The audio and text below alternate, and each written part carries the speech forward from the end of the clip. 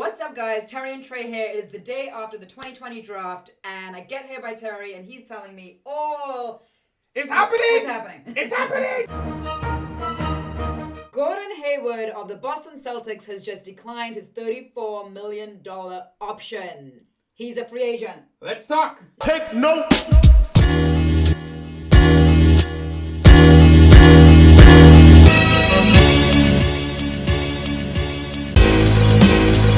Beach! We're here. My man Ellington. It's different this time. What's up, guys?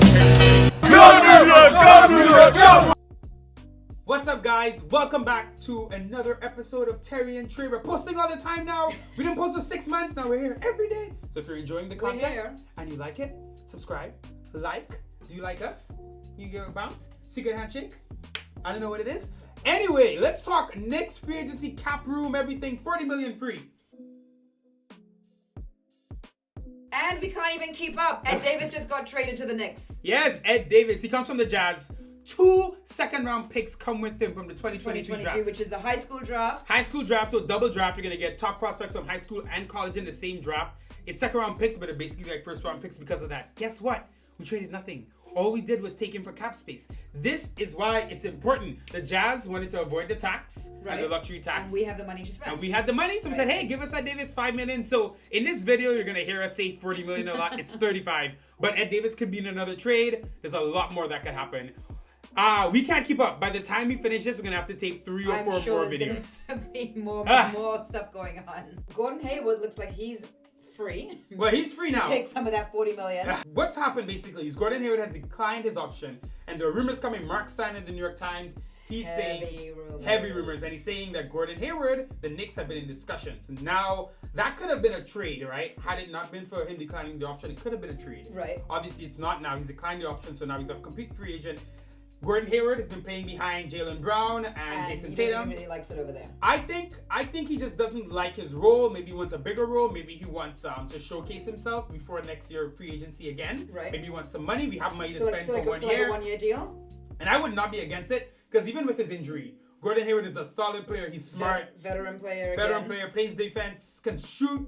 So and the small forward spot is a big issue for us. Right. You get Gordon Hayward in there over Kevin Knox. What it looks like to me then is that we're going to get some of the older veteran guys, some slightly young, so 30-year-olds, some 25-year-olds, and then our young core group who we have already. Yeah. Could be a nice mix for us. Could bring us a lot of different things. It could be a nice mix. Obviously with us clearing the room, the Russell Westbrook trade is still heavily rumored. Now, he's $40 million in himself, so that would take a lot of creative accounting to get him and Gordon Hayward in here. But remember, Julius Randle could be traded. He's making like 18-20 million. Okay. Frank Ntilikina is making $6 million. Dennis Smith Jr. is making 5 or 6. So you could put those 3 guys together and you're creating another 30-something million. Right. So you could easily get rid of those guys and then have Russell Westbrook, Gordon Hayward, RJ Barrett, Obi Toppin, Mitch Robinson. That's a crazy lineup. I'm not mad with that lineup at all. I'm iffy. I'm not mad on the lineup if I feel like it's a 1-year thing, but also don't want quick fixes. We'll see. There are rumors. Also, Malik Beasley from who just went to Minnesota. He went from Denver to Minnesota. A great shooter. He averaged 20 points a game when he went there. They're making him available in trades, and apparently the Knicks are talking to Minnesota as well. So things are happening. We need people to come and score some hoops for us in the New York Knicks team. Yo. So yes, these 3 guys you just mentioned, they can all score. Bring it on. They want to play well this year. They want to play well. They made their moves. They dumped a bunch of players. We're going to get into that next. We actually just taped that video on all of the players, and as Gordon Hayward news broke, so we were like, we got to re-up the video. We got to do it. So that's Gordon Hayward. Let us know below what you think about Gordon Hayward. It's risky. Obviously, he has an injury. Do you want him or do you not? How are you feeling? We'll kick it off with Todd Gibson. I like Todd. Todd is God. Event there in Fort Greene Park. Shout out to Brooklyn. Yeah. Okay, so here's the thing with Todd, right? I think he was on 10 million something. Right. Decent, obviously very good player. Oh, veteran. Good leadership, quality guy. Way too much money, right? 10 million for like a 34, 35-year-old center who's not going to play a lot is not smart. Right. So I think he moved back to New York when he came here too with like the intention to be here long term. Okay. So I definitely think they could work out a deal with Taj and bring him back on a much cheaper deal. Okay. Maybe a vet min. So if that happens, I'm very happy. I like Taj. I think his impact will be very good. Remember, he knows Tibbs from Chicago Bulls, and Minnesota. Yes. So I have a feeling they're going to work something out in the long run. Okay, I would like to see him stay with the team. You know, you could work out a deal where he stays with the team and is like a scout or whatever, like as he retires. Like Hubert? Not Hubert. What's his name? Oh my God. You know who I'm talking about. Wait, I gotta remember. It's Buggy B. I can't remember. It's Buggy B. He ended up moving to the Liberty. Played in the 90s, sat behind that Knicks bench. He was there forever. Herb Williams. Yes, Herb Williams. All right, so maybe not like that. Maybe a little bit better. Yeah. Next up, Elfrid Payton is gone. Option declined. Elfrid, I was our point guard for a lot of last year. Right. Personally, while he was a good passer, he only passed to Randall. He still couldn't shoot. His defense wasn't good. We're clearing it out. We clearly are looking for full disclosure, on my way here on the radio, I did hear them in talks with Golden State Warriors to possibly. Maybe he's gonna sign with them. Obviously, Klay Thompson now the news is out for their Achilles, so they're gonna need some guard help. Now, when it comes to Elfrid, like I said, he couldn't shoot, and his defense was iffy. A playmaker, but that's not really what we need. We're moving on. We're clearly looking for shooting, looking for new, more dynamic point guards. He now reached, so it's all good. All good. All right, up next. Whole team dot. Oh, I like Dotson. I like Dotson here. That's a tough one. So there's a couple things with Dot. He came in the Frank draft 2017. By the way, Frank Ntilikina now the longest tenured Knick. And the only guy who's still here from 2017, which is crazy. Wow. But post that picture. I'm gonna put that picture up on the screen for you guys to see. But when it comes to Damian Dotson, right? His first year, Timmy Hardaway has the stress fracture injury. I mean, never really played Dotson like we should. I still blame Hornacek for that. Though I know Hornacek was trying to keep his job, all types of stuff. And the years went on, I always felt that Dotson never really got what he should have gotten, the opportunity he should have gotten. Right. He was always pretty consistent, pretty solid, but someone said this on Twitter and I agree. They said the idea of Dotson was better than the player he was. Because the idea of Dotson, right, a guy who hits the three really well and defends really well, his three-point shooting was good, but a bit more inconsistent than we'd like to admit. And then his defense was up and down. Right. So he's an older guy, 26, 27. Yeah. You have to sign him now to ready. So where does that leave him? Will he get picked up by another team? I think a team will pick him up for cheap. Obviously, he's going to have to leave. He's not leave New York or somewhere else. He tweeted whole team out. So it was a bit sad. He's getting a lot of love on Twitter, though. So go give Damian Dotson some love on Twitter. Yeah. One of my favorite Knicks over the past few years. But he reminds me of like how Justin Holiday or Langston Galloway were. These guys who we liked and they were here. They moved on. Real cool guy, too. We saw him a couple times in the streets and just hear them out. He was real cool. Yeah. So now he'll be a cool guy somewhere else. He's not done. Up next, Bobby Portis is gone. Mr. Chicago game. Okay. Bobby Portis. That was his one, like, Hail Mary one shining moment.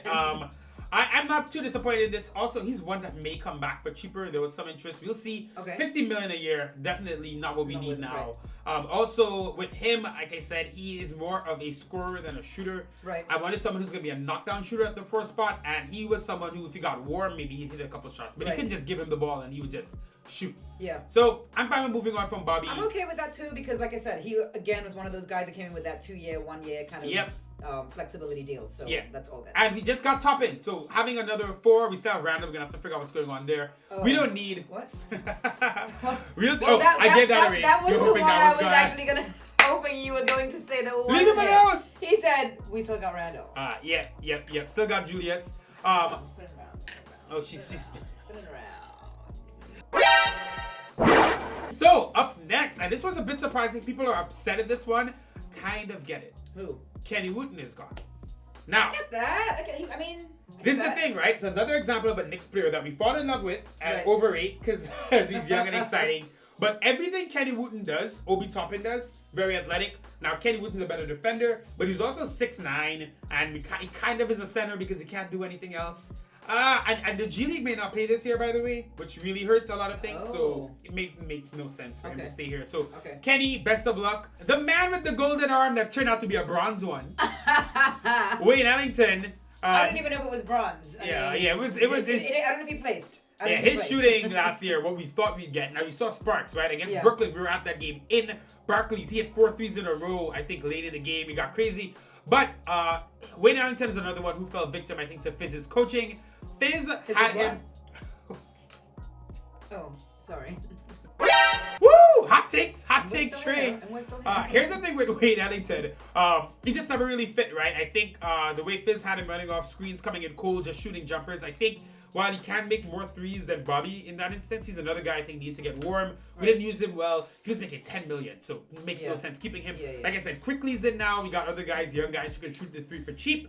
I'm fine with letting Wayne Ellington go because we're keeping Reggie Bullock, who's only $4 million. Remember, Reggie Bullock, because of that injury he had, signed a super cheap deal. He's only worth $4 million, and he does so much of what Dotson and Ellington both do. Okay, and we didn't get to see him play a whole lot, like you said, because of the injury. Right. So, all right. So what you're saying now is the front office just got rid of how many people? 5? That's 6 guys. Also, Theo Pinson's gone. We got him in a trade at the end of the season. Didn't really do anything, so it doesn't really matter. So with all these players gone, the remainder of the team is who? We got RJ Barrett, we got Mitchell Robinson, we got Frank Ntilikina, we got Kevin Knox, we still got Dennis Smith Jr., we got the new guys, we got Iggy. Always gotta give shout out to Iggy. Iggy Pop. Iggy Pop, time to pop off. We got a beast from Canada and he's not soft. We got Obi Toppin. We got Emmanuel Quickly. Yeah. And the last one. Think you just did them all. You said Frank? I said, of course I said Frank. So where does that leave us? Here's the thing about these deals why I'm excited, right? And the same thing excited me last night. Not specifically what they did, like who they drafted, but more like what they're doing, what their thought process is. Right. The trades, right? I like that they're wheeling and dealing with picks and thinking. I like that they made a decision today to just let go of these guys and not just like beat around the bush. And not linger on. Exactly. I'm very interested to see how this works, and I trust them. I trust them for now. Okay. $40 million is a lot to play with in a market where no one has it. Right. Yeah. All right, so let's see what our next move is. Let's see, and if you want to see the next move, stay here, subscribe, like the video. I'm asking all these things. But guys, thanks so much for watching. Really appreciate all the support. Take care, stay safe, and we will see you guys probably tomorrow because there's so much stuff going on. So much is going on.